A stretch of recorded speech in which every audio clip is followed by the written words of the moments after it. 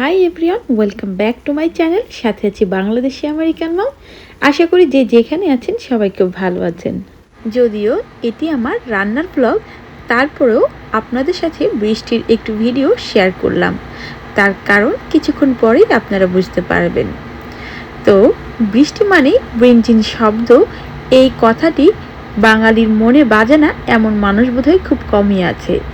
ঠিক তেমনি রিনঝিন শব্দের সাথে তাল মিলাতে অনেকেই আবার দাঁতে কুটুস কুটুস শব্দ তুলতে পছন্দ করেন বা অভ্যস্ত। সাথে চা কফি তো আছেই। হ্যাঁ, আমি আপনাদের ভাজা পোড়ার কথাই বলছি।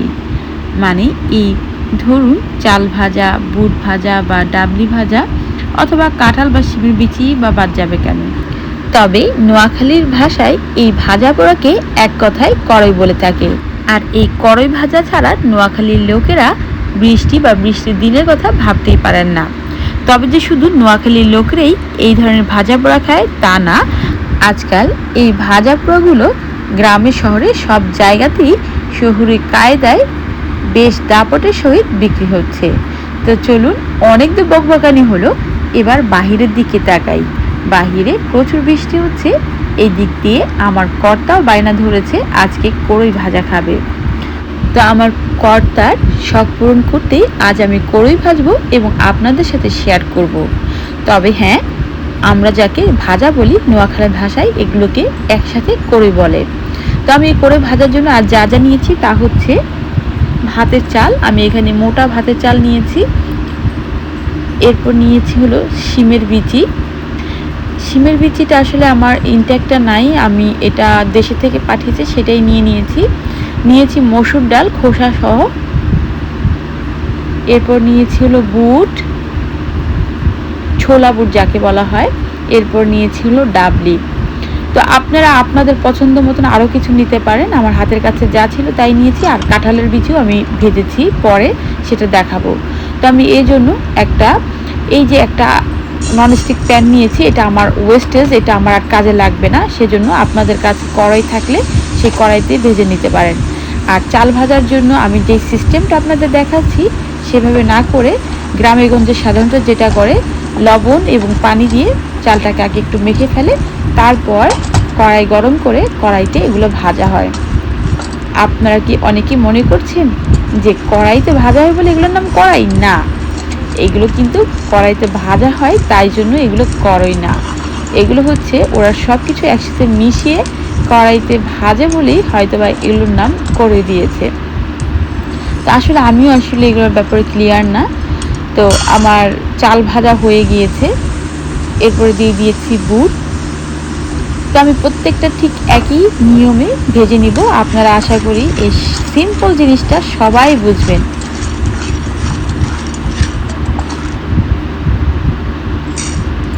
আমার বুটের সঙ্গে সঙ্গে আমি শিমের বিচিটাও দিয়ে দিলাম, কারণ আমার বুটটা অর্ধেকটা ভাজা হয়ে গিয়েছে।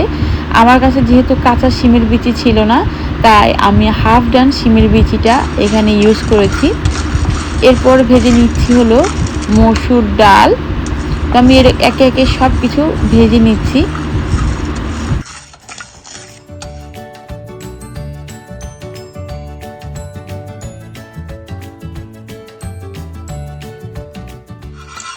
তো আমার মসুর ডালটা ভাজা হয়ে গিয়েছে, আমি মসুর ডালটা ঢেলে নিচ্ছি এবং সেই একই প্রসেসে আমি ডাবলিটাও এখন ভেজে নেব।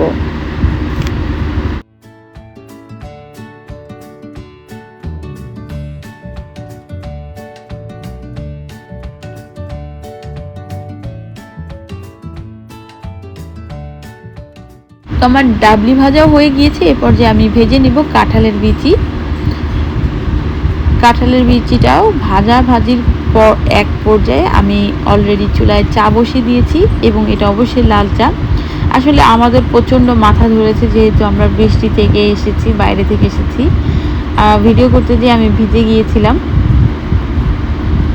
তো সব কিছু ভাজা শেষ। এখন আমি আপনাদের দেখাবো কিভাবে কড়ইটা তৈরি করে। আসলে ওরা গ্রামে গঞ্জে কিন্তু আমাদের মতন এরকম আলাদা আলাদা করে খায় না, যেটা আমরা শহরে মানে ফেরিওয়ালার কাছ থেকে, ফেরিওয়ালা কিনা জানি না, যে যারা বিক্রি করে তাদের কাছ থেকে এগুলো আমরা কিনে নিই।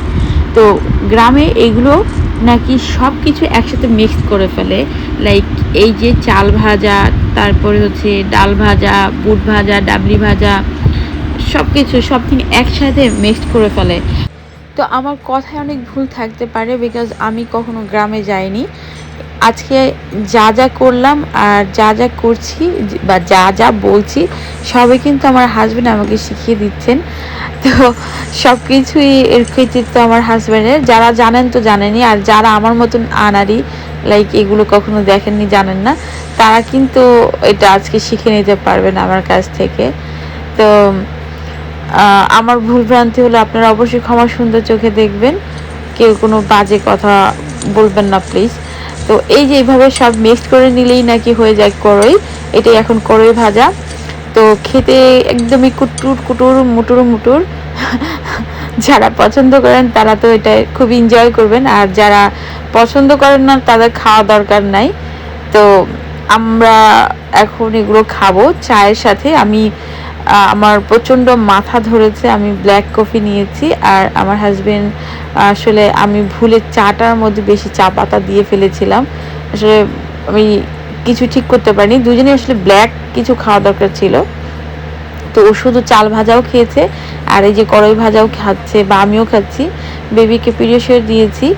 তো আপনারা সবাই ভালো থাকেন। পরবর্তী ভিডিও দেখার আমন্ত্রণ জানিয়ে আজকে আমি এখানেই বিদায় নিচ্ছি। আল্লাহ হাফেজ।